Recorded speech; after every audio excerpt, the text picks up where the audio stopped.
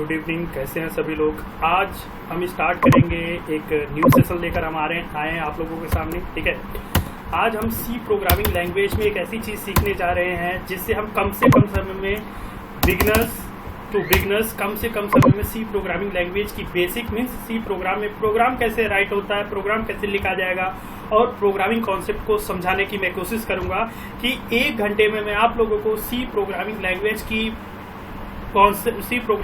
की जो basic concept है, बेसिक इसका जो फंडामेंटल है, बेसिक फंडामेंटल मैं आप लोगों को इस 1 घंटे में बताने की कोशिश करूंगा। ठीक है, तो चलिए दोस्तों, आज हम स्टार्ट करते हैं। हमारा जो आज का थीम है सी इन 1 आवर्स।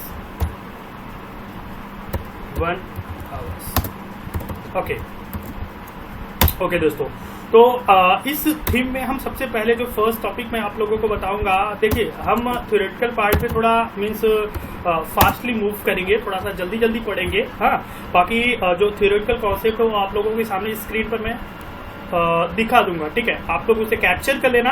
ठीक है, जिससे आप थ्योरी पढ़ सको, मीन्स सी प्रोग्रामिंग लैंग्वेज कब बना, कब आया, किसने फाउंड किया, ये सब सारी चीजें। तो दोस्तों, सबसे पहले जो मैं आप लोगों को आज बताऊंगा वो इंट्रोडक्शन ऑफ सी मीन्स ये थ्योरेटिकल पार्ट है। इंट्रोडक्शन मीन्स इसे हम पार्ट वाइज करके देखेंगे। ठीक है, पार्ट 1 में पढ़ेंगे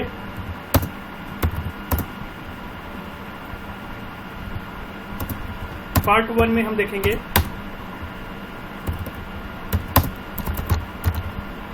introduction of C language, and part 1 में ही बेसिक बिल्डिंग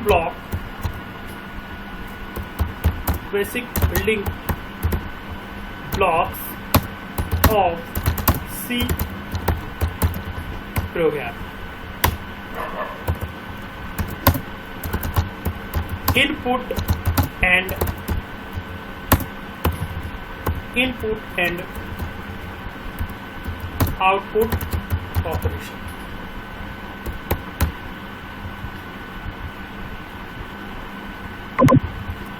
सॉरी, ये आपका part 2।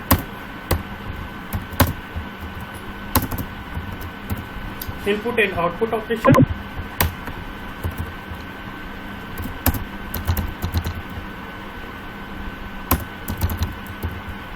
Data types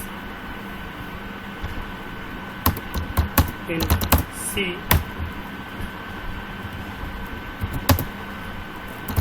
and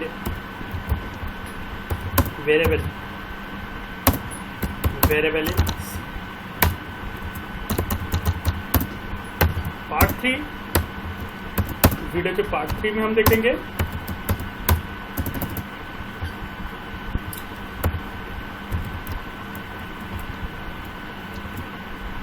data types, variables,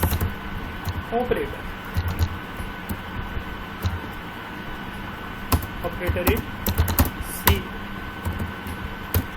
and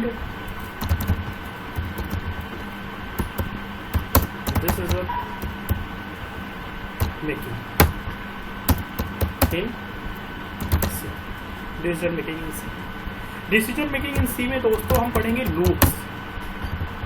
loops पढ़ेंगे। ठीक है, एंड लूप्स में आपके आते हैं for, while and do while. For, while and do while, and if, else if, and इसी में break, continue, go to break, continue and go to switch। दोस्तों, इस वीडियो को हम कंप्लीट मीन्स आगे जो हमारा पार्ट 1, पार्ट 2, पार्ट 3 है, ठीक है, और ब्रेक कंटिन्यू गो टू एक नहीं होता ये तो मीन्स इस 1 आवर्स में हम इतनी टॉपिक सीखेंगे। बाकी जो आगे की वीडियो हम लॉन्च करेंगे, आगे की वीडियो हम करेंगे उसमें मैं आप लोगों को बताऊंगा पार्ट 4 में आप लोगों को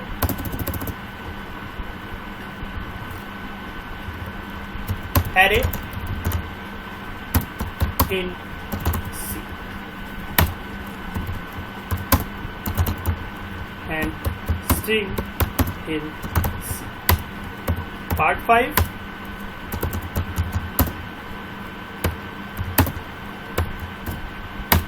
5 में दोस्तों हम सीखेंगे function in C. Function in C briefly हम इसे देखेंगे, function in C and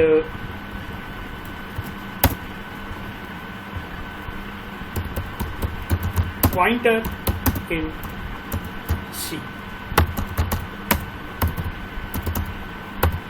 complete C, पूरा C हम इसमें पढ़ लेंगे। पार्ट 6 में हम देखेंगे दोस्तों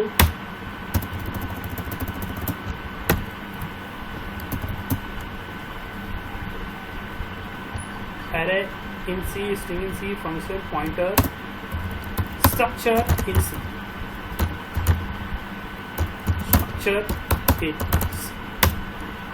and union is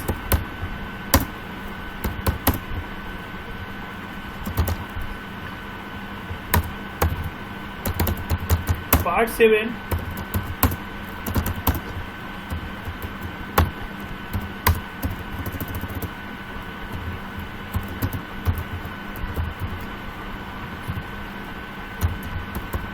recursion in C। array string, function, pointer, structure, union, recursion and dynamic memory allocation in C।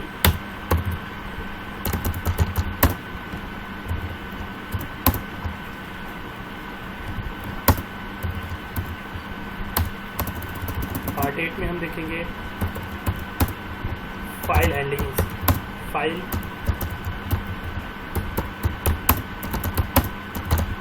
Handling. तो दोस्तों कंप्लीट सी मीन्स पार्ट 8 हमारे 8 पार्ट बनेंगे जिसमें मैं आप लोगों को कंप्लीट सी प्रोग्रामिंग लैंग्वेज आप लोगों को सिखाऊंगा। ठीक है, सी के बेसिक से हम स्टार्ट करेंगे और इसके एंड तक हम जाएंगे। जो भी आप लोगों को डाउट्स, जो भी आप लोगों को क्वेरी होगा, आप लोग क्वेरी अपनी कर लेना। तो चलिए दोस्तों, सबसे पहले हम स्टार्ट करते हैं अपनी इस वीडियो में पार्ट 1।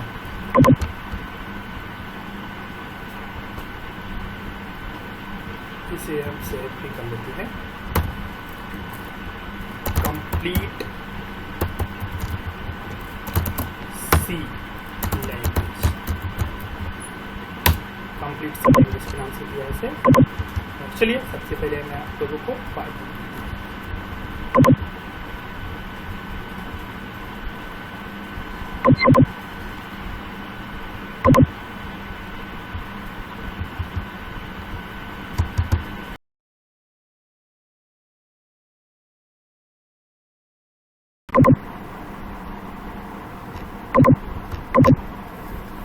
हेलो दोस्तों, स्टार्ट करते हैं आज हम पार्ट 1 इस वीडियो का पार्ट 1। ठीक है, introduction of C language and basic building block of C programs. Okay, तो दोस्तों इस पार्ट 1 में हम ये चीज पढ़ेंगे। ओके, तो यहाँ पर दोस्तों पार्ट 1 हम स्टार्ट करने जा रहे हैं। ठीक है, introduction of C language and basic building block of C programming language.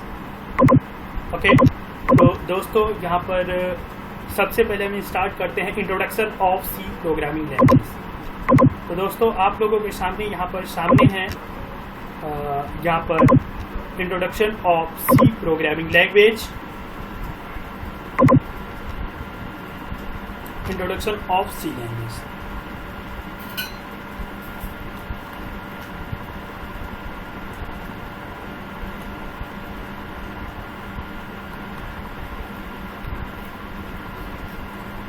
C programming language developed by Dennis Ritchie in 1972 और 1973।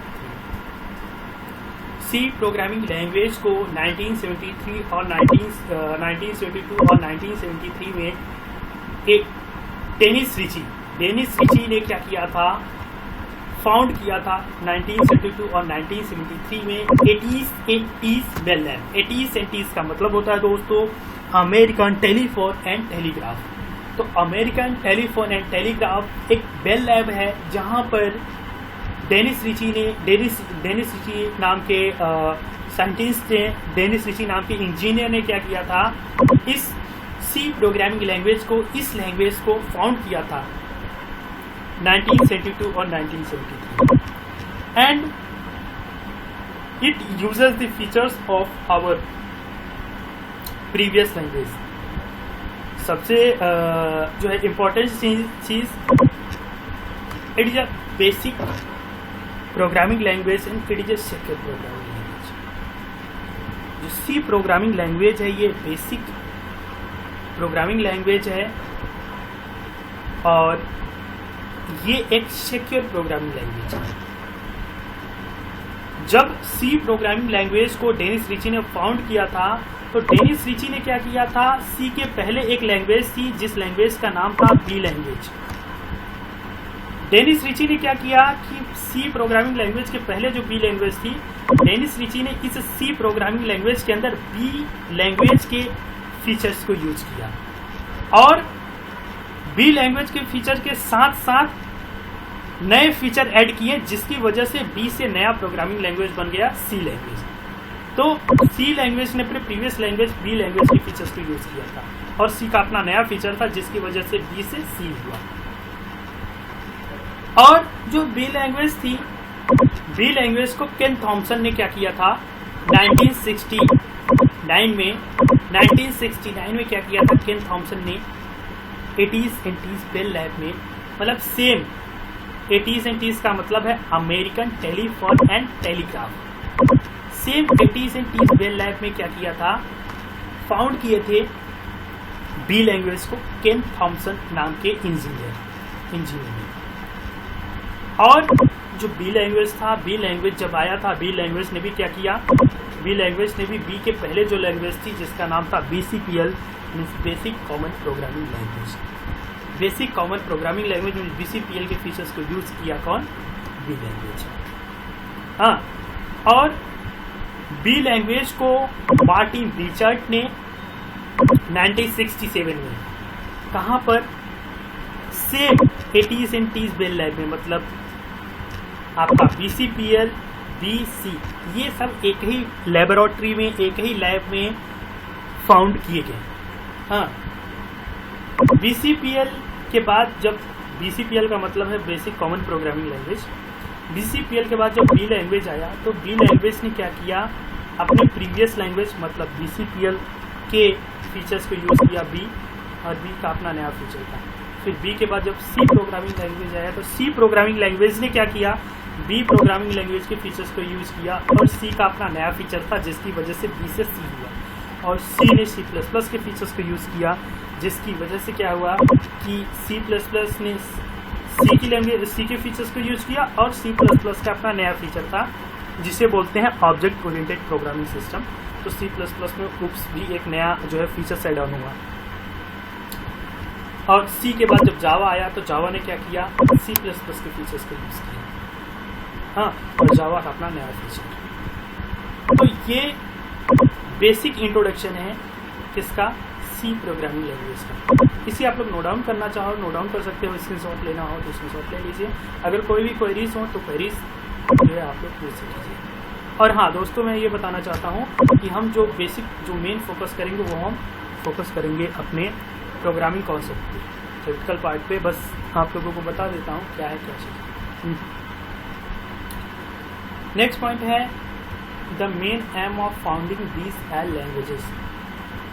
जो मेन एम था जो है the main aim of founding these are languages is for the operating system.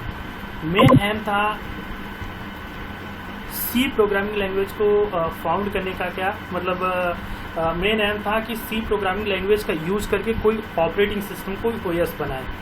तो at last में सी programming language का use करके developer ने, इंजीनियर्स ने यूनिक्स नाम की एक ऑपरेटिंग सिस्टम को बनाया। एंड अब थोड़ा सा हम प्रोग्रामिंग कॉन्सेप्ट पे बात करते हैं कि हम प्रोग्रामर, हम डेवलपर जो भी सी का कोड लिखेंगे, जो सी में प्रोग्राम लिखेंगे, वो कोड हम लिखेंगे ह्यूमन और हाई लेवल लैंग्वेज। ये जो ह्यूमन या हाई लेवल लैंग्वेज है, इसे एक ह्यूमन ही समझ सकता है, इसे एक प्रोग्रामर ही समझ सकता है, इसे एक डेवलपर ही समझ सकता है। इस लैंग्वेज को जो मशीन, मतलब जो हमारा ये कंप्यूटर या लैपटॉप है, ये कंप्यूटर या लैपटॉप इस लैंग्वेज को नहीं समझ सकते। और हम ह्यूमन जो है, हम प्रोग्रामर, हम जो कोड लिखेंगे वो हम ऑब्वियसली हम अपनी ही लैंग्वेज में लिखेंगे। तो ये तो बेसिक सी बात है कि हम अपनी ही लैंग्वेज में कोड लिखेंगे, हाँ, और किसी लैंग्वेज को हम फॉलो नहीं करेंगे। तो अब programmer write a C program code in human और high level language. This is a programmer और ह्यूमन अंडरस्टैंडेबल लैंग्वेज। जो हाई लेवल लैंग्वेज है, ये प्रोग्रामर या ह्यूमन अंडरस्टैंडेबल लैंग्वेज है। A machine can't understand this language. इस language को machine नहीं समझ सकता। मशीन का मतलब हमारा कंप्यूटर या लैपटॉप। मशीन मीन्स लैपटॉप या पीसी। अंडरस्टैंड, मशीन किसे समझेगा? Machine level language, low level language या बाइनरी लैंग्वेज जो 0 और 1 के फॉर्मेट होता है, मशीन बस इसे ही समझता है। There is one communication gap. यहाँ पर एक कम्युनिकेशन गैप आएगा हम प्रोग्रामर और लैपटॉप या कंप्यूटर के बीच। ऑब्वियसली हम कोड लैपटॉप या कंप्यूटर में ही करेंगे सी का प्रोग्राम, और हम कोड अपनी लैंग्वेज में करेंगे, और वो लैपटॉप के थ्रू एग्जीक्यूट होगा, कंप्यूटर के थ्रू एग्जीक्यूट होगा। जो कि कंप्यूटर या लैपटॉप समझता किसे है? कंप्यूटर या लैपटॉप हमारी लैंग्वेज को नहीं समझेगा। हाँ, कंप्यूटर या लैपटॉप समझता है मशीन लेवल लैंग्वेज और लो लेवल लैंग्वेज को। तो यहाँ पर ये एक कम्युनिकेशन गैप है। इस कम्युनिकेशन गैप को सॉल्व करने के लिए, इस कम्युनिकेशन प्रॉब्लम को, गैप को सॉल्व करने के लिए, हाँ, जो फॉर सॉल्विंग, हाँ, for solving this problem,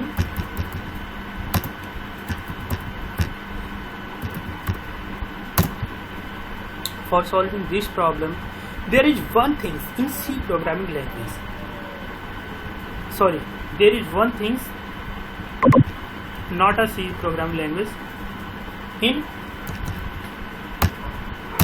real life, in real world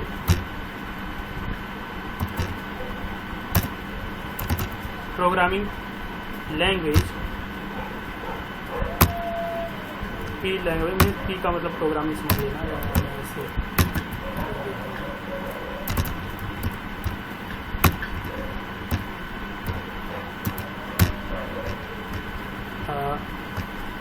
there is one things in real world programming language that is translator use होता है। ठीक है, आज के रियल लाइफ के प्रोग्रामिंग लैंग्वेज में ट्रांसलेटर, हाँ, ट्रांसलेटर क्या करेगा? Converting one language to another language. यहाँ पर वही कम्युनिकेशन गैप को ये खत्म कर रहा है। एक लैंग्वेज को दूसरी लैंग्वेज में कन्वर्ट करता है कौन? ट्रांसलेटर। मतलब ह्यूमन या हाई लेवल लैंग्वेज को ट्रांसलेटर क्या करेगा? मशीन के लैंग्वेज में, मीन्स बाइनरी लैंग्वेज, मतलब 0 और 1 के फॉर्मेट में चेंज करेगा। मतलब हमारे प्रोग्राम को, हमारे सी के प्रोग्राम को, हमारे सी के कोड को ट्रांसलेटर क्या करेगा? ट्रांसलेटर कन्वर्ट कर देगा मशीन की लैंग्वेज में, मतलब बाइनरी लैंग्वेज में।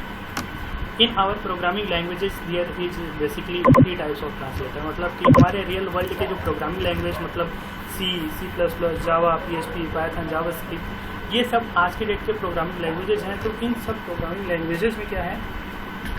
ये different types of translator use होते हैं। मीन्स किसी में कंपाइलर, किसी में इंटरप्रेटर यूज होगा, किसी में असेंबलर यूज होगा।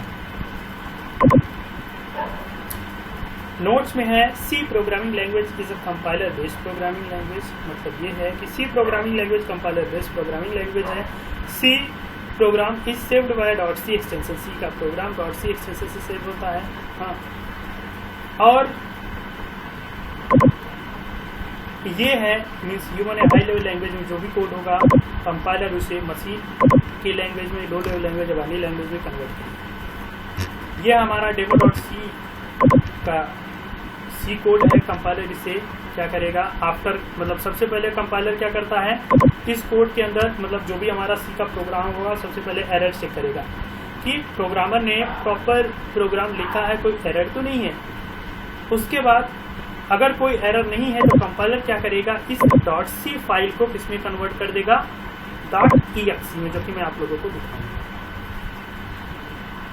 जो हमारा .c फाइल होता है उसे सोर्स कोड या ऑब्जेक्ट को, मतलब जो हमारा demo.c जो हमारा .c प्रोग्राम होगा, .c फाइल होगा उसे सोर्स कोड या ऑब्जेक्ट कोड बोलेंगे। जो exe फाइल होगा उसे एप्लीकेशन फाइल या एप्लीकेशन कोड बोलेंगे। ओके, बाकी हम फर्दर देखेंगे, इंटरप्रेटर और असेंबलर बाद में देखेंगे। ये एरियाज एंड इम्पोर्टेंस है सी लैंग्वेज की। Oracle is written in C and core library of Android is written in C. MySQL is written in C. Driver is written in C. Compiler is written in C. Major part of browser is written in C. Apple application is written in C. Unix operating system is written in C. System application like Notepad, antivirus, media player is written in C. तो ये इतने चीज़ें हैं जो C programming language में लिखी गई है। ठीक है, नेक्स्ट है C programming language is most secure programming language. C programming language most secure programming language है and the entry point of C++ Java program is a main function. मतलब जो C++ जावा प्रोग्राम में जो program execute होना start होता है वो main function से। मेन फंक्शन होता क्या है मैं आप लोगों को आगे डिस्कस करके बताऊंगा। और ये फीचर्स हैं सी प्रोग्रामिंग लैंग्वेज के जिसे आपको नोट डाउन करना है। सी सिंपल है, मिडिल लेवल लैंग्वेज है, मशीन इंडिपेंडेंट है, स्ट्रक्चर्ड प्रोग्रामिंग लैंग्वेज है, रिच लाइब्रेरीज हैं मीन्स जो हेडर फाइल्स होती हैं। फास्ट है C programming language. Memory management का कॉन्सेप्ट है, मतलब डायनेमिक मेमोरी एलोकेशन, पॉइंटर होता है, रिकर्जन होता है, एक्सटेंसिबल होता है। तो ये है सी प्रोग्रामिंग लैंग्वेज का इंट्रोडक्शन। मीन्स पार्ट 1 में जो हमारा इंट्रोडक्शन ऑफ सी लैंग्वेज है इसमें ये प्रॉपर हमने कवर किया है। किसी को कोई डाउट हो तो आप लोग क्वेरी करना। दूसरा हम यहाँ पर देखेंगे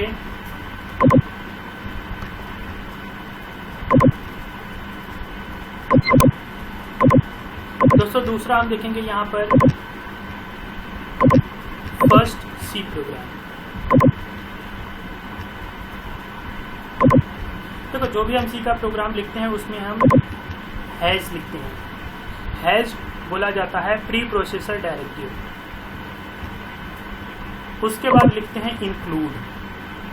इंक्लूड बोला जाता है command. It is a command of pre processor directive.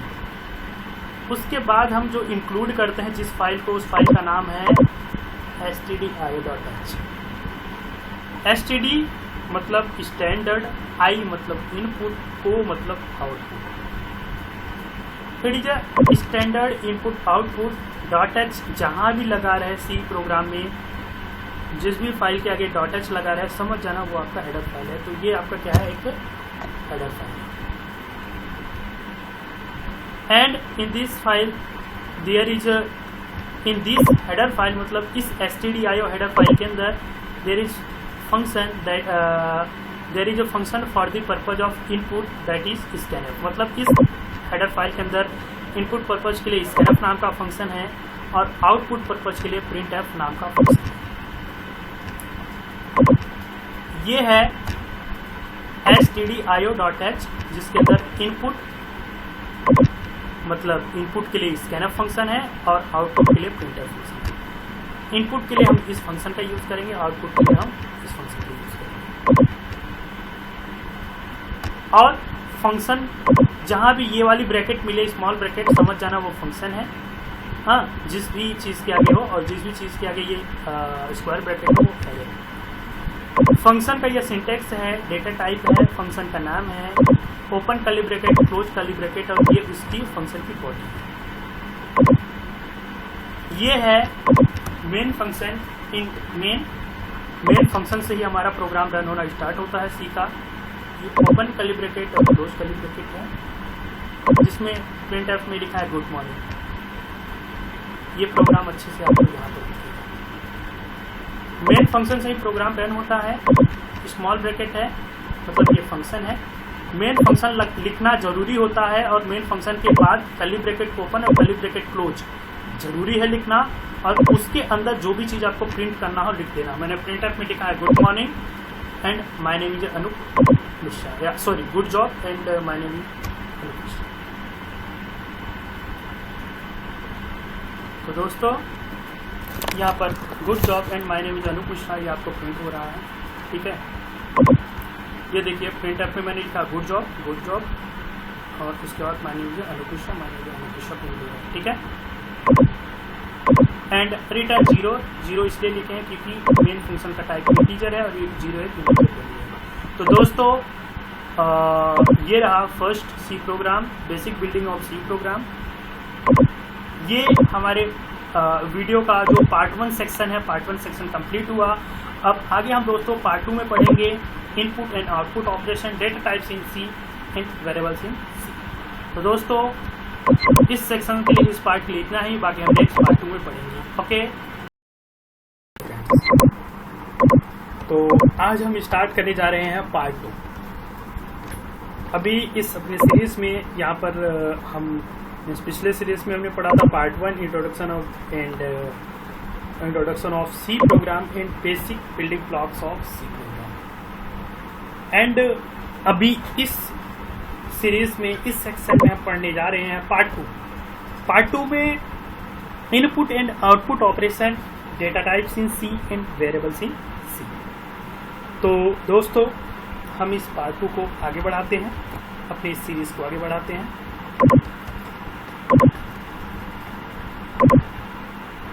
Video part 2 input and output operation, जो कि मैंने आप लोगों को इसके पहले बताया भी। हम अपने हर सी प्रोग्राम में एक हेडर फाइल का यूज करेंगे। हम अपने हर सी प्रोग्राम में एक हेडर फाइल का यूज करेंगे। उस हेडर फाइल को बोलेंगे, या उस हेडर फाइल को बोलते हैं stdio.h। इसका मैंने आप लोगों को बताया है, std का मतलब स्टैंडर्ड, i का मतलब इनपुट, o का मतलब आउटपुट, .h है मतलब हेडर फाइल है। इस हेडर फाइल के अंदर इनपुट ऑपरेशन के लिए हम यूज करेंगे एक फंक्शन स्कैन। दूसरा आउटपुट के लिए यूज करेंगे printf।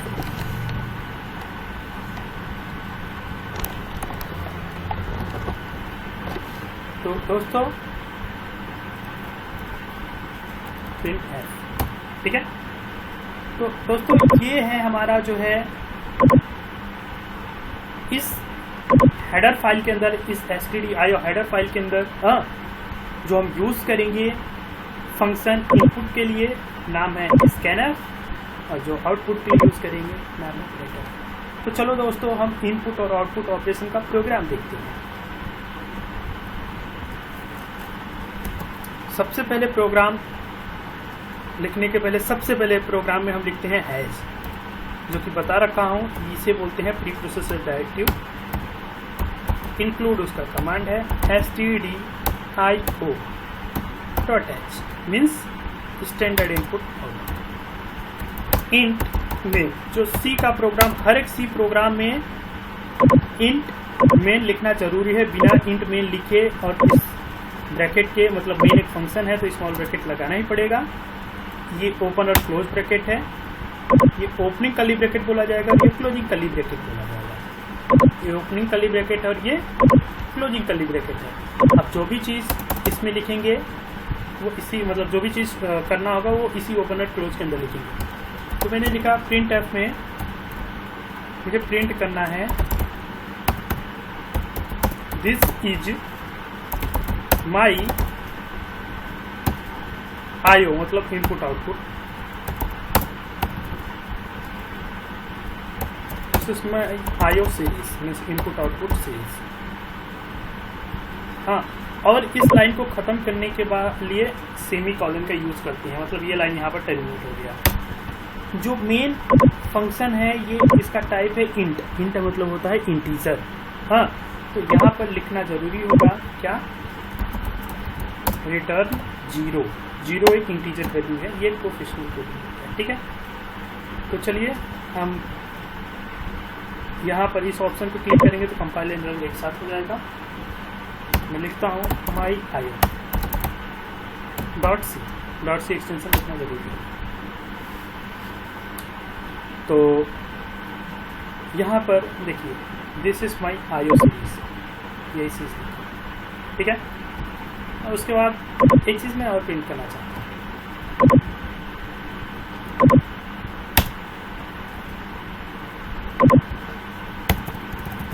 This is for output. हाँ, सेव करता हूँ, रन करता हूँ। तो यहाँ पर देखेंगे this is my IO series के बाद एक साथ ही कोई स्पेस नहीं है, कोई गैप नहीं है, एक में ही सेट में, एक में ही कंबाइंड होके दिस इज फॉर आउटपुट आ गया। हम चाहते हैं this is my IO series के बाद दूसरे लाइन में दिस इज फॉर आउटपुट आए, मतलब ये दिस इज फॉर आउटपुट दूसरे लाइन में चाहते हैं, ये चीज दूसरे लाइन में चाहते हैं। तो दूसरे लाइन के लिए सीरीज के बाद दूसरा लाइन चाहिए, तो इसे स्लैश एन बोला जाता है नेक्स्ट लाइन। हाँ, तो देखिए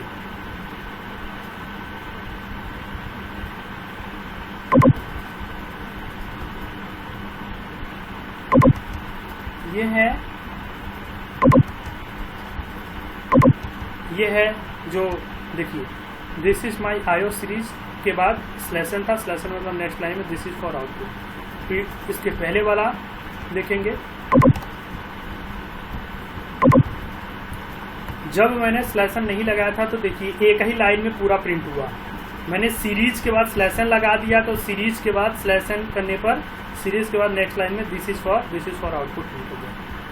सीरीज के बाद स्लैश एन है मतलब नेक्स्ट लाइन में आपको प्रिंट होगा this is for output, print हो रहा है दिस इज फॉर आउटपुट। जब मैंने सीरीज के पहले स्लैश एन, सीरीज के बाद स्लैश एन नहीं लगाया था तब आपको एक ही लाइन में सारा चीज आ रहा है, ठीक है। तो ये चीज है, ये तो हो गया। अब इसे हटाकर मैं अब इनपुट लेता हूँ एक नंबर। तो नंबर मतलब इंटीजर वैल्यू बोला जाता है, इंट ए। यहाँ पर हमने क्या किया है, वेरिएबल का आप सोचना सर ए ही लेंगे, आप बी भी ले लो, जो मन करे, एक्स भी ले लो, सी भी ले लो, किसी भी कोई भी नाम ले लो। मैंने लिया ए। एक वेरिएबल है, हम आगे वीडियो में नेक्स्ट वीडियो में पढ़ेंगे वेरिएबल। हाँ, तो ए एक वेरिएबल है, ठीक है। ए वेरिएबल है जो इंट का मतलब digit, number, non decimal number, मतलब इस ए के अंदर नॉन डेसिमल नंबर हम रखेंगे। तो मैंने यहाँ पर लिख रहा हूँ, सॉरी पहले लिख देता हूँ, इंट ए इक्वल 5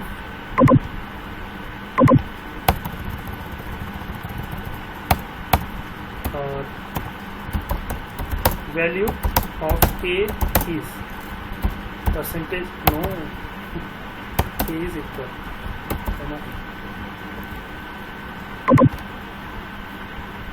हमें value of a is equal, a की वैल्यू चाहिए। देखिए हमें क्या प्रिंट हो रहा है, value of a is equal. Equal के बाद कुछ भी नहीं आ रहा, हमें इक्वल के बाद ए की value 5, value of a is equal 5 चाहिए, मतलब इक्वल के बाद देखिए इस इक्वल के बाद 5 चाहिए। हाँ, तो इक्वल के बाद 5 एक नंबर है, एक इंटीजर वैल्यू है। इंटीजर वैल्यू को प्रिंट करने के लिए परसेंटेज डी का यूज करते हैं। तो वैल्यू ऑफ ए इस के बाद परसेंटेज डी लिखेंगे, ठीक है। Percentage D stands for digit. जहां भी परसेंटेज डी लिखोगे मतलब इस परसेंटेज डी के जगह पर क्या होगा, कि ये जो a है एक वेरिएबल है, किस टाइप का वेरिएबल है, इंट, मतलब इंटीजर टाइप का वेरिएबल है। इस a के पास जो वैल्यू है वो 5 है, तो जो a की वैल्यू 5 है, इस a की वैल्यू प्रिंट होगा, मतलब इस परसेंटेज d के जगह पर इस वेरिएबल, इस इंटीजर वेरिएबल की वैल्यू प्रिंट होगी।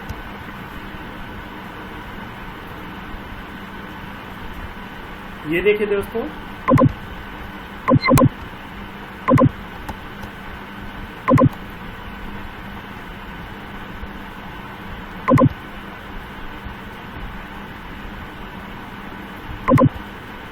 ये देखिए, ये value of a is equal 5 जब परसेंटेज d, देखिए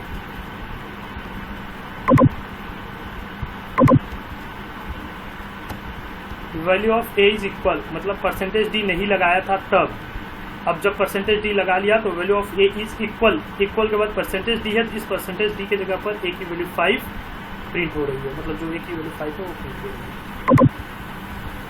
दोस्तों जितनी बार रन कराओगे आपको value of a is 5, value of a is 5, value of a is 5 ये मिलेगा। हम अब यूजर से इनपुट लेना चाहते हैं,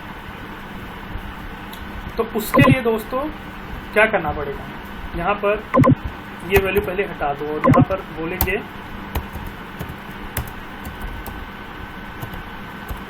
प्रिंटर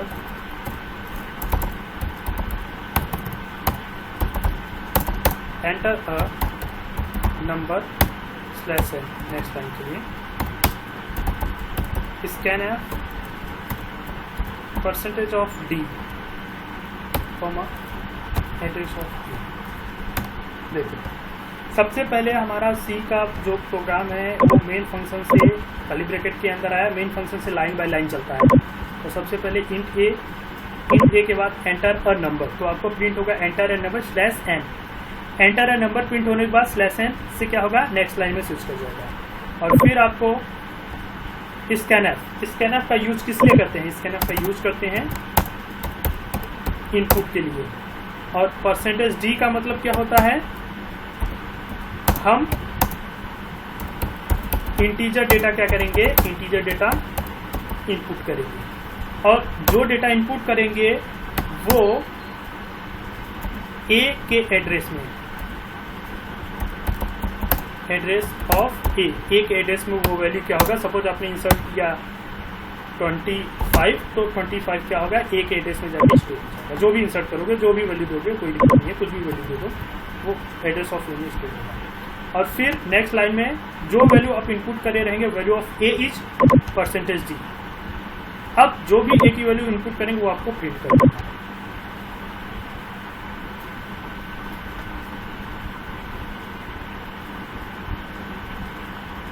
एंटर अ नंबर, मैंने इंसर्ट किया 45, वैल्यू ऑफ a इज 45। ये डायनेमिक है, जितनी बार रन कराओगे उतनी बार आप अलग अलग value. Enter a number 35, value of a is 35।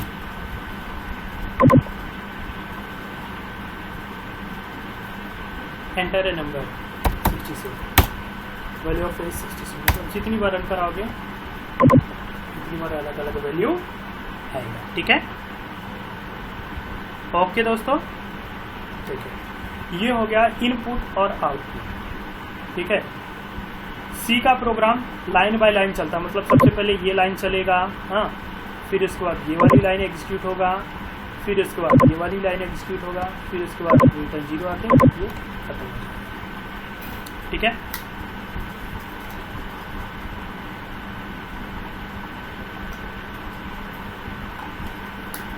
तो दोस्तों ये हो गया हमारा इनपुट और आउटपुट। दूसरा है डेटा टाइप्स इन सी में जो डेटा टाइप्स होती हैं वो अभी मैं आपको बताने जा रहा हूँ।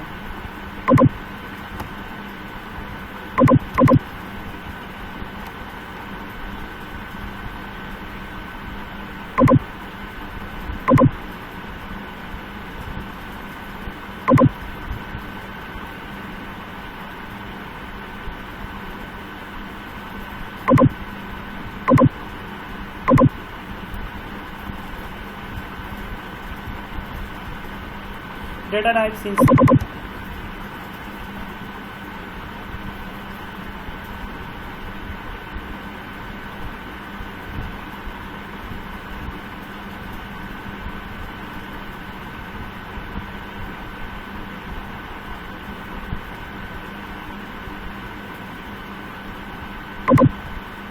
दोस्तों ये है data types in C. Data type determines the type of a data a variable will hold. मतलब सी प्रोग्राम में वेरिएबल किस टाइप का डेटा होल्ड करेगा उसके लिए यूज करते हैं किसका, डेटा टाइप का। डेटा टाइप ये बताता है कि कोई भी वेरिएबल किस टाइप की वैल्यू होल्ड करेगा। अगर इंट है तो इंटीजर वैल्यू उस वेरिएबल के अंदर होल्ड होगी, कैर है तो कैरेक्टर, फ्लोट होगा फ्लोट। मतलब डेटा टाइप ही बताता है कि इस वेरिएबल के अंदर इस टाइप की वैल्यू होल्ड होगी। If a variable X is declared as int it means X can hold only integer value. अगर एक्स इंटीजर डिक्लेयर है तो वो बस इंटीजर वैल्यू ही होल्ड करेगा। Every variable which is used in the program must be declare as what data type it is. इनका कहना यह है कि हर एक वेरिएबल जो हम यूज़ करेंगे, हर एक वेरिएबल जो हम बनाएंगे, बताना पड़ेगा वो वेरिएबल किस टाइप का डेटा होल्ड करेगा। डेटा टाइप में होता है प्राइमरी डेटा टाइप, जिसे बोलते हैं प्री डिफाइन और इन बिल्ड डेटा टाइप, जिसमें आपका प्राइमरी डेटा टाइप को प्री डिफाइन या इन बिल्ड डेटा टाइप बोलते हैं, जिसे इंट, फ्लोट, कैर और वॉइड होते हैं जिसमें। दूसरा डेटा टाइप है डिराइव्ड डेटा टाइप, जिसे यूजर डिफाइंड डेटा टाइप या एब्स्ट्रैक्ट डेटा टाइप बोलते हैं, जिसमें आपका एरे है, स्ट्रक्चर है, यूनियन है, पॉइंटर है।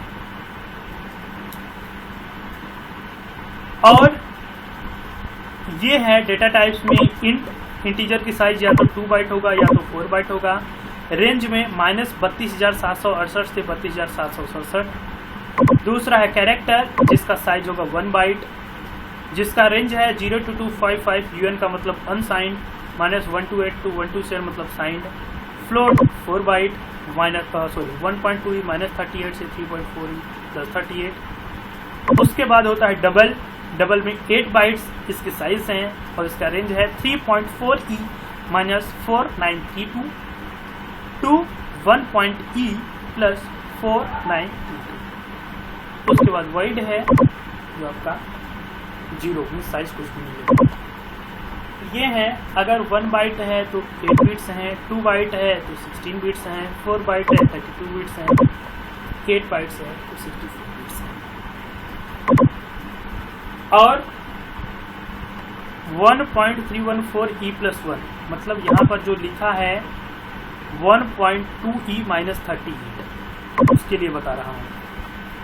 अगर 1.314E+1 है उसका मतलब होता है 1.314 E के जगह पर मल्टीप्लाइड 10 और E के बाद +1 है तो 10 के पावर +1 हो जाएगा।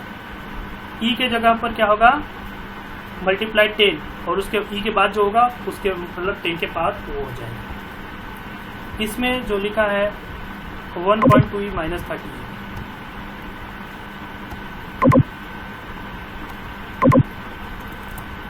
1.2E -38 इसका मतलब होता है 1.2 multiplied 10 to the power of 10 to the power of 10 के पावर ऑफ -30। E की जगह पर मल्टीप्लाइड 10 होगा और फिर 10 के पावर -30। ये एक्सपोनेंशियल वैल्यू बोला जाता है। ये है आपका डेटा टाइप्स। ठीक है, अगर डेटा टाइप से रिलेटेड किसी को कोई प्रॉब्लम हो तो आप लोग क्वेरी कर लेना। ठीक है, अदरवाइज हम मूव करते हैं पार्ट 2 में variable in C.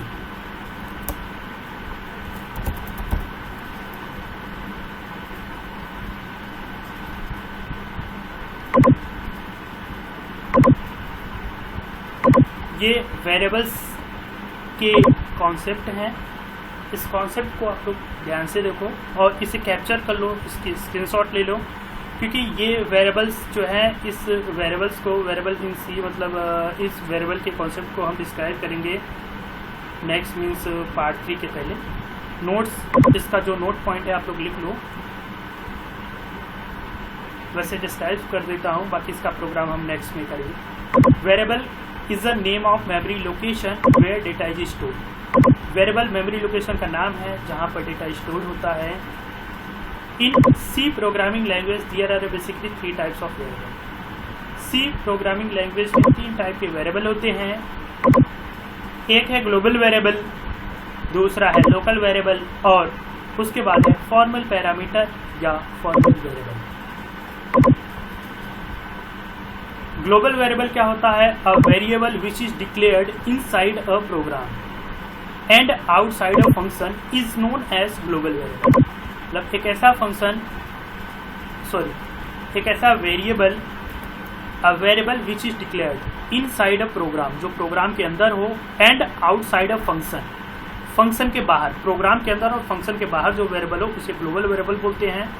We can access global variable within a program everywhere. Global variable को हम प्रोग्राम के अंदर कहीं भी एक्सेस कर सकते हैं। इसके बाद ये है local variable, a variable which is declared inside a program and inside a function. Local variable ये होता है जो प्रोग्राम के अंदर और फंक्शन के अंदर हो, उसे बोलते हैं लोकल वेरिएबल।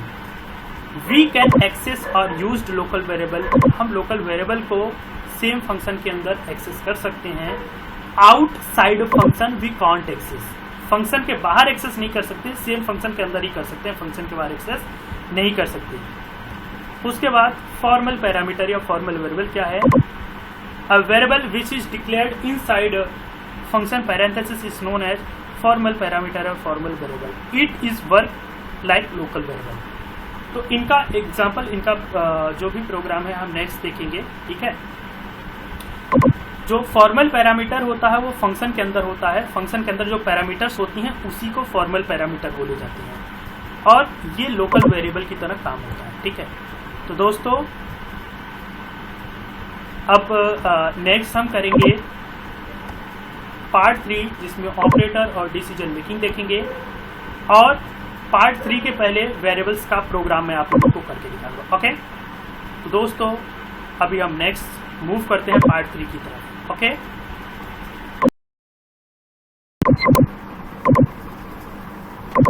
हेलो फ्रेंड्स, आज हम अपने इस वीडियो सीरीज में आज हम अपने इस सी प्रोग्रामिंग लैंग्वेज के सीरीज में आज हम पढ़ेंगे जो है पार्ट 3। पार्ट 3 में हम पढ़ेंगे ऑपरेटर्स इन सी। पार्ट 3 में हम पढ़ेंगे operators in C and decision making in C, जिसमें loops means for, while, do while, if, else, break, continue, go to and switch. तो दोस्तों अभी हम स्टार्ट करें पार्ट 3।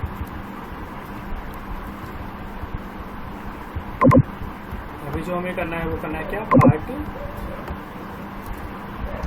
वीडियो पार्ट 3 है, जिसमें हम ऑपरेटर्स इन सी सबसे पहले पढ़ेंगे। Okay,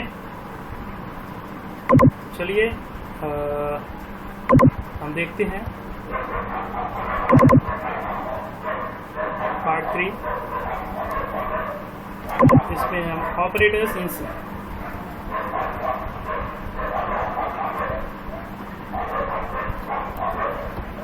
operator in C language.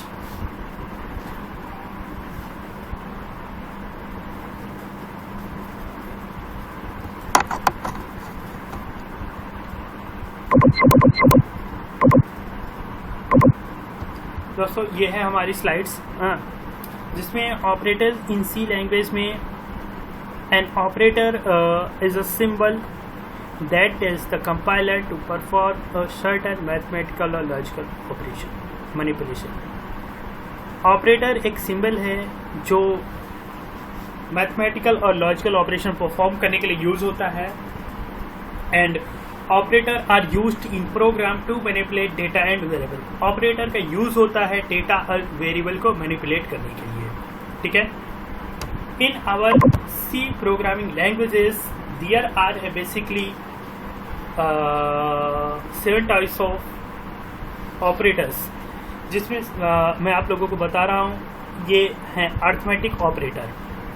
Arithmetic operator, relational operator, logical operator, bitwise operator, assignment operator, conditional operator, special operator. इसमें सबसे पहले हम पढ़ेंगे अर्थमेटिक ऑपरेटर। अर्थमेटिक ऑपरेटर में आपका plus add 2 numbers, plus use होता है 2 नंबर को ऐड करने के लिए, माइनस सब्ट्रैक्शन के लिए, एस्ट्रिक मल्टीप्लाई करने के लिए, रिमाइंडर डिवाइड और मॉड्यूलस रिमाइंडर के लिए। प्लस प्लस बोला जाता है इंक्रीमेंट ऑपरेटर, माइनस माइनस बोला जाता है डिक्रीमेंट ऑपरेटर। प्लस प्लस का मतलब होता है increment value by 1, minus minus का मतलब डिक्रीमेंट वैल्यू बाय 1। तो प्लस प्लस माइनस माइनस का मतलब क्या है? प्लस प्लस का मतलब है, जैसे मैंने लिखा a = 5, हाँ यहीं पर a प्लस प्लस कर दिया तो प्लस प्लस का मतलब इंक्रीमेंट वैल्यू बाय 1। a की वैल्यू कितनी है? 5। 1 से इंक्रीमेंट होगा तो क्या हो जाएगा? 1 से इंक्रीमेंट होगा तो क्या हो जाएगा? 6 हो जाएगा। ओके, नेक्स्ट पॉइंट दोस्तों हम यहाँ पर आते हैं। अगर डिक्रीमेंट ऑपरेटर की बात करें तो a minus minus, a minus minus मतलब a की वैल्यू आपकी सपोज 5 है तो 5 - 1, 5 - 1 हो जाएगा 4। a की वैल्यू क्या हो गया? 4। ठीक है, तो दोस्तों ये है हमारा जो है, ये है इंक्रीमेंट ऑपरेटर ए प्लस प्लस, ये है डिक्रीमेंट ऑपरेटर ए माइनस माइनस। ठीक है,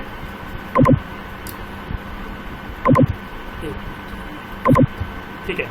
इसके बाद दोस्तों हम नेक्स्ट आते हैं रिलेशनल ऑपरेटर। रिलेशनल ऑपरेटर में आपका equal equal, not equal, greater less, greater equal less equal है। ठीक है, उसके बाद बात आती है लॉजिकल ऑपरेटर की, जिसमें लॉजिकल एंड है, और है, नॉट है। नेक्स्ट है bitwise operator. Bitwise operator perform manipulation of data at bit level. This operator also perform shifting of bits from right to left and bitwise operator are not applied to float और double. ये bitwise operators हैं। ठीक है,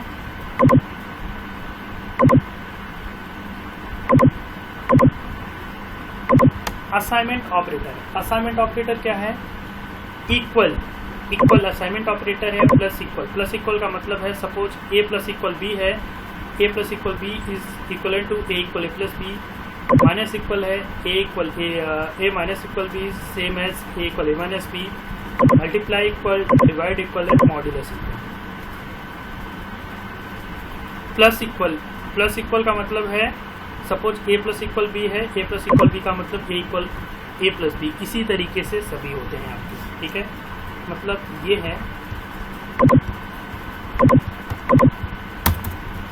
a की value 5, b की value अगर 6 और किसी को a प्लस इक्वल b लिखूं तो इसका मतलब रहेगा a इक्वल a प्लस, मतलब a इक्वल 11। ठीक है,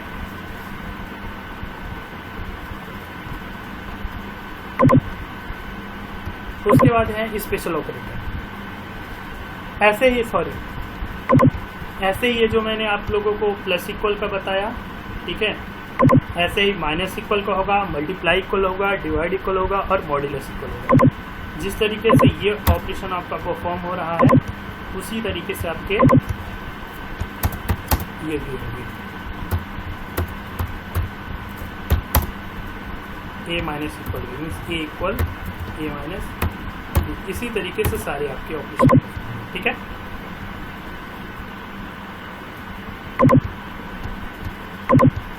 स्पेशल ऑपरेटर में साइज ऑफ ऑपरेटर है जो किसी भी वेरिएबल का, किसी भी वेरिएबल का साइज बताता है। मतलब इंट का जो मैंने बताया 2 या 4 बाइट है। अगर आप लोगों को, अगर हम सबको पता करना होगा कि 2 बाइट स्पेस ले रहा है इंटीजर या 4 बाइट, कौन वेरिएबल कहाँ पर कितना स्पेस ले रहा है, तो उसके लिए हम साइज ऑफ ऑपरेटर का यूज करते हैं। इसके बाद है address of operator, return the address of an variable, and asterisk जो पॉइंटर बोला जाता है, पॉइंटर टू ए वेरिएबल। हाँ, एस्ट्रिक का यूज होता है, एस्ट्रिक जो है वो पॉइंटर में यूज होता है, और एड्रेस ऑफ ऑपरेटर का यूज हम स्कैनफ में करते हैं, और इसका यूज पॉइंटर में भी करते हैं।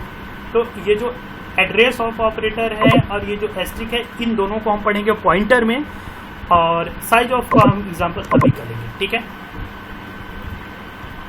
ये है ऑपरेटर्स।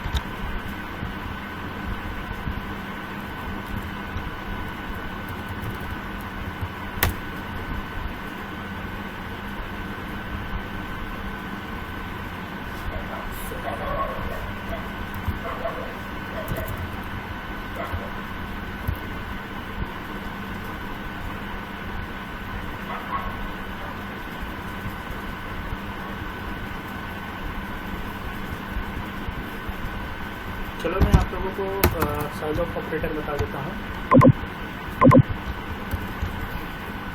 साइज ऑफ ऑपरेटर का एक एग्जांपल, एज इंक्लूड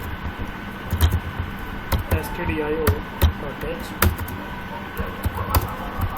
int में। एक a वेरिएबल है integer float int a char b floats printf। अभी मैं साइज ऑफ ऑपरेटर बता रहा हूँ। Size of a int is %d /n, comma size of a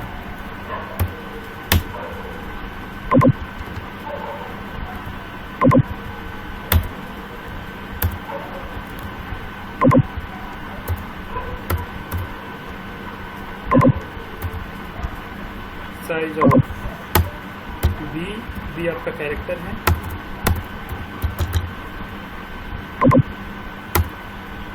size of C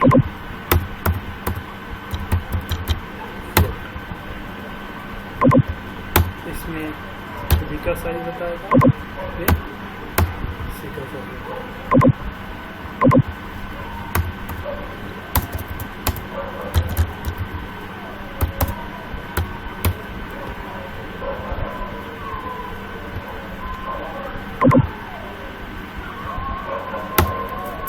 Size of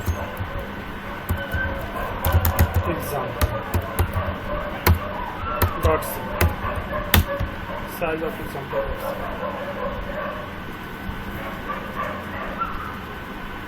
size of A int मतलब integer की size मैंने 2 या 4 बताया था, तो इंटीजर की साइज 4 बाइट है, बी कैरेक्टर्स की साइज 1 बाइट है, और फ्लोट का साइज 4 बाइट है। देखिए size of A int each, size of A int each %d मतलब साइज ऑफ ए का साइज 4 है, साइज ऑफ बी का साइज मतलब कैरेक्टर का साइज 1 बाइट है, और size of C float is 4 byte, मतलब ये जो होगा सब बाइट्स में होंगे। इसका आपका आ रहा है 4 बाइट में होगा ये।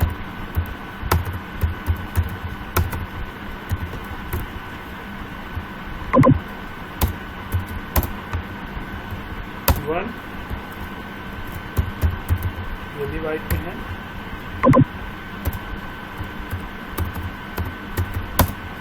4 ये भी बाइट में।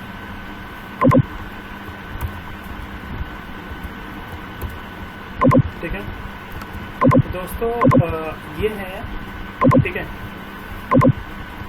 ये साइज ऑफ ऑपरेटर का एग्जांपल है, ठीक है। बाकी ऑपरेटर खत्म होता है, ठीक है, ऑपरेटर का कॉन्सेप्ट खत्म होता है, ठीक है। और अभी मैं आप लोगों को बताने जा रहा हूँ पार्ट 3 में decision making easy.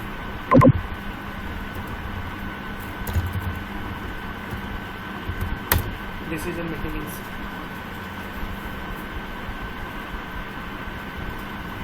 In a C programming language, decision making is a logical concept. C programming language में decision making क्या है? Decision making एक logical concept है, which is purely decision based. जो पूरा और पूरा decision based है. Means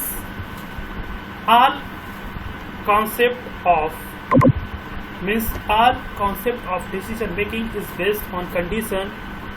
मतलब जितने भी डिसीजन मेकिंग के कॉन्सेप्ट होंगे सब जो है डिसीजन के बेस में होंगे. Some decision making concept is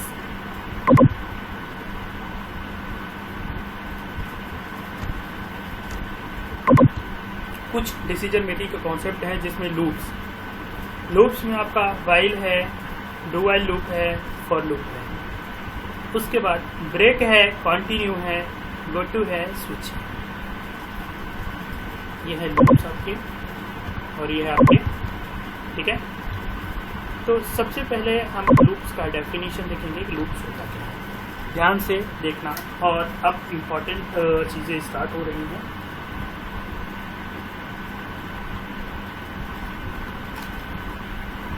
loops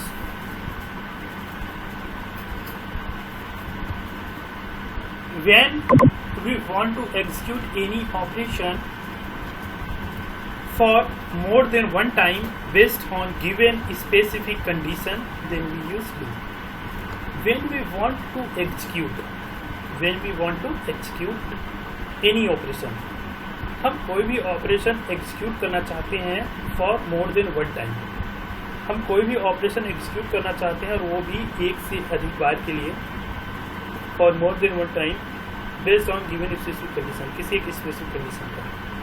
When we want to execute any operation for more than one time based on given specific condition, किसी कंडीशन के बेस पर हम कोई जो है मीन्स कोई भी स्टेटमेंट है, कोई भी ऑपरेशन है, एक से अधिक बार एग्जीक्यूट करना है. हाँ, और वो एक से अधिक बार स्टेटमेंट हम एग्जीक्यूट तभी करेंगे जब हम कोई कंडीशन में किसी कंडीशन के बिहाफ पर एक से अधिक बार हम एग्जीक्यूट करेंगे वो चीज़. ठीक है, तो लूप का डेफिनेशन है when we want to execute any operation for more than one time based on given specific condition, then we use loop.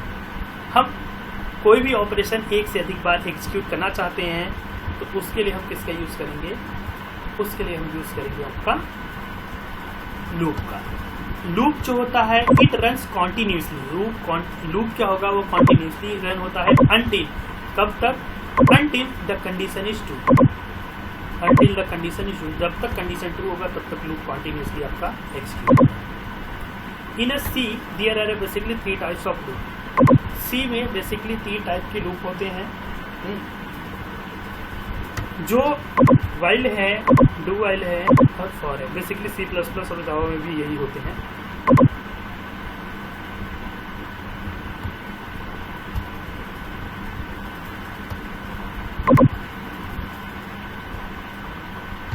सबसे पहले हम यहाँ पर सीखेंगे. हाँ, यहाँ पर मैंने बताया इनिशियलाइजेशन बताया है, वेरिएबल इनिशियलाइजेशन. इससे मैं लिख देता हूँ variable initialization. assigning a value of variable is known as variable initialization. Assigning a value of variable is known as variable initialization. Variable को वैल्यू असाइन करना ही वेरिएबल इनिशियलाइजेशन बोला जाता है. For example int a=1, assigning a value of variable को value assign करना ही variable initialisation बोला जाता है. ठीक है, मतलब जैसे फॉर एग्जांपल int a=1, तो एक वेरिएबल है जिसका इनिशियल वैल्यू 1 है. मतलब पहली वैल्यू जो भी आप 5 दे दो तो इनिशियल वैल्यू 5. मतलब ये int a=5 ये बोला जाता है वेरिएबल इनिशियलाइजेशन. या int a=1 कुछ भी दे दो, ये वेरिएबल इनिशियलाइजेशन. वाइल लूप जो होता है उसका सिंटेक्स होता है. सिंटेक्स का मतलब कि हम अपने प्रोग्रामिंग कॉन्सेप्ट में कैसे इंप्लीमेंट करेंगे. सबसे पहले इनिशियलाइजेशन देते हैं. इनिशियलाइजेशन के बाद फाइल होगा. फाइल के अंदर हम कंडीशन देंगे और कंडीशन के बाद हम स्टेटमेंट देंगे स्टेटमेंट के बाद इटरेटर जिसे इंक्रीमेंट या डिक्रीमेंट ऑपरेटर जिसमें देते हैं। तो सबसे पहले इनिशियलाइजेशन और वाइल के अंदर कंडीशन देंगे, और फिर अगर ये कंडीशन ट्रू हुई, मतलब इनिशियलाइजेशन के बाद कर्सर आ जाएगा कंडीशन के पास। अगर कंडीशन ट्रू होगा तब इसके अंदर का ये कोड चलेगा। अगर कंडीशन ट्रू होगा तब इसके अंदर ये कोड चलेगा, कंडीशन ट्रू नहीं होगा तो ये चलेगा। ठीक है। दूसरा डू वाइल। डू वाइल में जो होता है, डू वाइल का सिंटेक्स आपका ये है कि सबसे पहले क्या होगा, इनिशियलाइजेशन के बाद डू। हाँ, डू के बाद स्टेटमेंट है, इनिशियलाइजेशन डू के बाद स्टेटमेंट है, स्टेटमेंट के बाद आपका क्या है, इंक्रीमेंट और डिक्रीमेंट है। और देखो वाइल और डू वाइल में डिफरेंस ये है कि वाइल में देखेंगे आप तो वाइल में कंडीशन इनिशियलाइजेशन के बाद सबसे पहले वाइल कंडीशन चल रहा है, लेकिन डू वाइल में देखेंगे तो डू वाइल में इनिशियलाइजेशन के बाद डू है और डू के बाद कर्ली ब्रैकेट ओपन है। कर्ली ब्रैकेट ओपन होने के बाद आपका ये चीज चलेगा, मतलब स्टेटमेंट और इंक्रीमेंट या डिक्रीमेंट चलेगा। फिर उसके बाद सबसे लास्ट में डू वाइल में सबसे लास्ट में एक कंडीशन चलता है डू वाइल। ठीक है, बाकी प्रोग्रामिंग करके हम देखेंगे इसे। बाकी ये है फॉर लूप। फॉर लूप का सिंटेक्स है कि इनिशियलाइजेशन, हाँ, इनिशियलाइजेशन और कंडीशन के बाद इंक्रीमेंट या डिक्रीमेंट। ठीक है, उसके बाद ये आपका क्या है, स्टेटमेंट। ठीक है, तो ये है वाइल, डू वाइल, फॉर का सिंटेक्स। ठीक है, और हम अभी मीन्स आने वाले सीरीज में, अभी यहाँ पर आप थियोरेटिकल कॉन्सेप्ट को आने वाले सीरीज में हम देखेंगे इसका प्रोग्राम है। हाँ,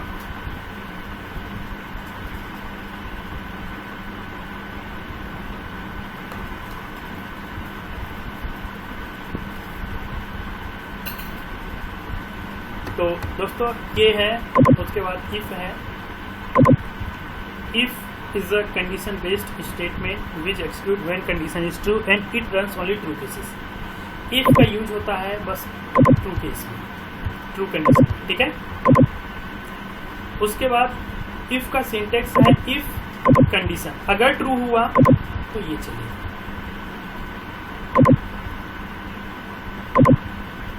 बाकी ये है else।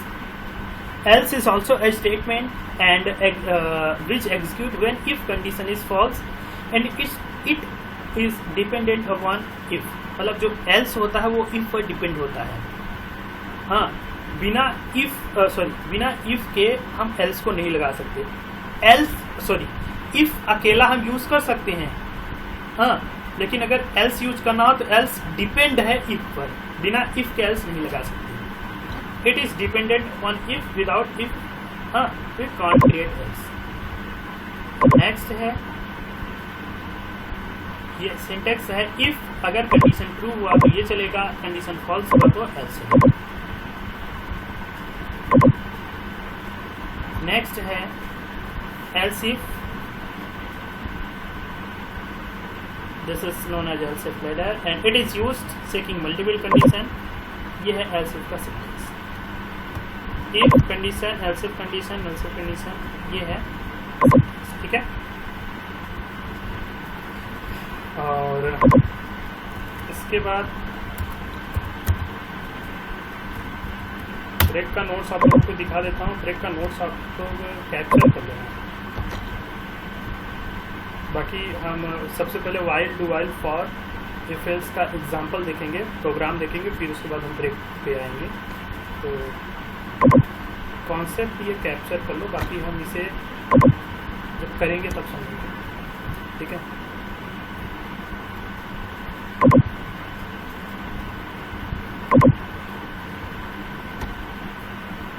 सारे कॉन्सेप्ट कैप्चर कर लीजिए।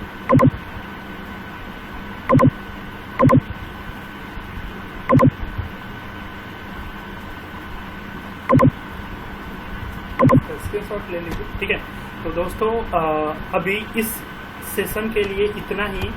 अब नेक्स्ट जो हम स्टार्ट करेंगे, नेक्स्ट में मैं आप लोगों को जो है मीन्स सबसे पहले मैं आप लोगों को इस वाले कॉन्सेप्ट का मीन्स डिसीजन मेकिंग का डिसीजन मेकिंग में लूप्स के means while, do while, for के प्रोग्राम, इफ एल्स के प्रोग्राम, ब्रेक के प्रोग्राम, कंटिन्यू के प्रोग्राम, गो टू के प्रोग्राम और स्विच के प्रोग्राम, पहले सभी के प्रोग्राम देखेंगे। और फिर उसके बाद दोस्तों हम अपना मोस्ट इंपॉर्टेंट टॉपिक्स पार्ट 4 में स्विच करेंगे, जिसमें एरेस एंड स्ट्रिंग पढ़ेंगे। ठीक है, तो दोस्तों आज के लिए इतना ही, नेक्स्ट मिलेंगे नेक्स्ट वीडियो में। Okay, bye.